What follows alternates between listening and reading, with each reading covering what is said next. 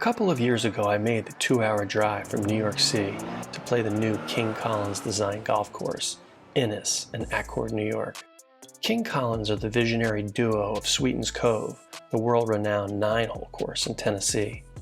Some were calling INNESS the back nine of Sweetens Cove, and my anticipation was palpable. When I first played the course, it was amazing and certainly met all of my expectations. Unfortunately, as is the case with most new courses, conditions were spotty and it was clear the course needed time to grow in and mature. Now, 2 years later, I am back, and oh my goodness, has this place changed.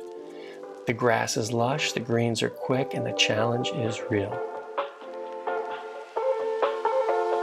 Welcome back to INNESS.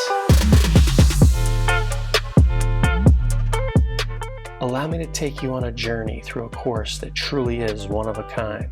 The first thing you notice at INNESS is the massive putting green. In fact, this is the only 3 fully connected green complex I have ever seen or heard of.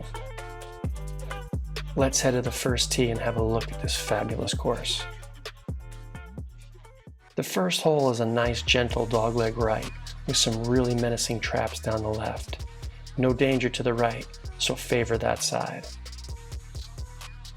The truly amazing thing about INNESS are the greens. These greens will make you question everything you know about putting surfaces. My advice, the first time around, leave the scorecard in the bag and just have fun. There'll be time enough for counting when the second loop has begun.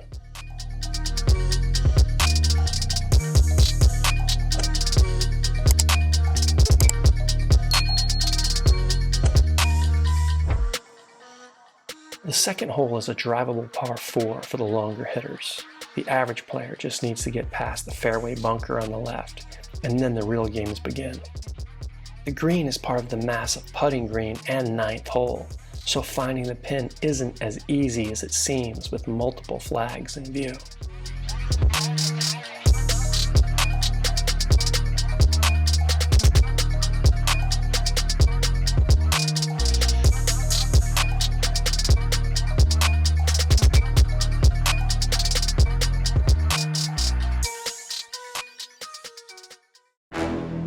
The third hole is a par 3 that is best described as punitive. It's a double green with the 6th hole, but the 2 surfaces are pretty far apart. The green is severely sloped from the high left side to the lower right, with tons of internal slopes that you can see here. Aim for the left side of the green and hope it releases to the pin. Any way you slice it, a par is an excellent score.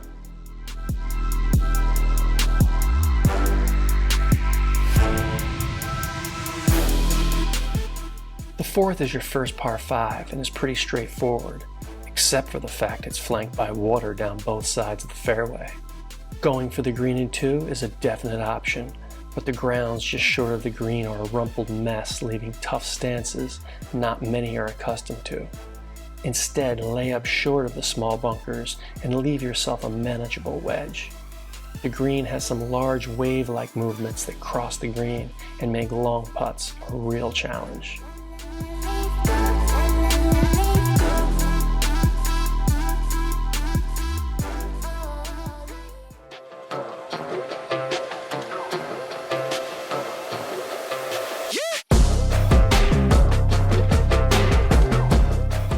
The 5th hole is a par 3 that is very unique in its shape. Not overly long, the hole is more about precision. In fact, going over the green will leave you with a bunker shot you didn't even know existed from the tee. Choose your club with care and enjoy this one-of-a-kind hole.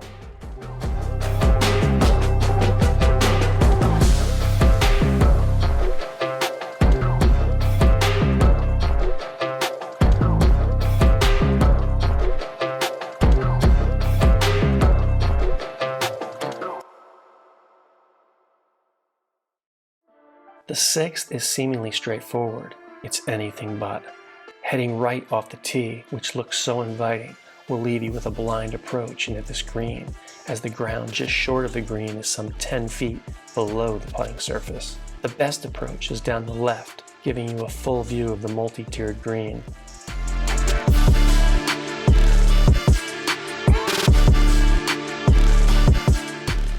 After you finish putting out, this is a great time to have a putting contest with your friends, trying to putt from the top of the 3rd green down to the 6th hole.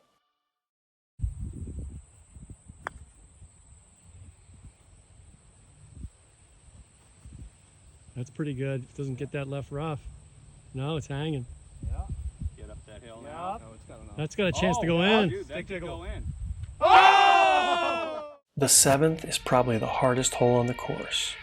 A real beast of a par 4 that requires a drive down a fairway, once again surrounded by water.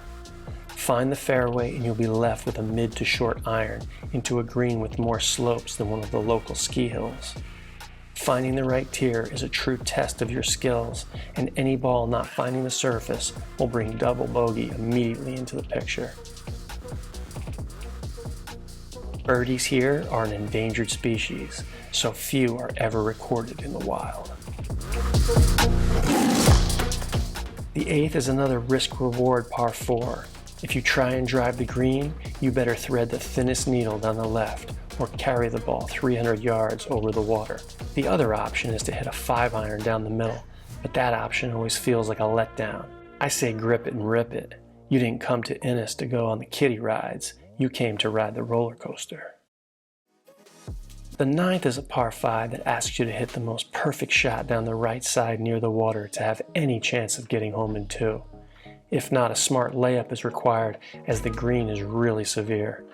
Make sure and stay right of any pin on this green, as the slope on the left is a nightmare and will pull your ball into the water.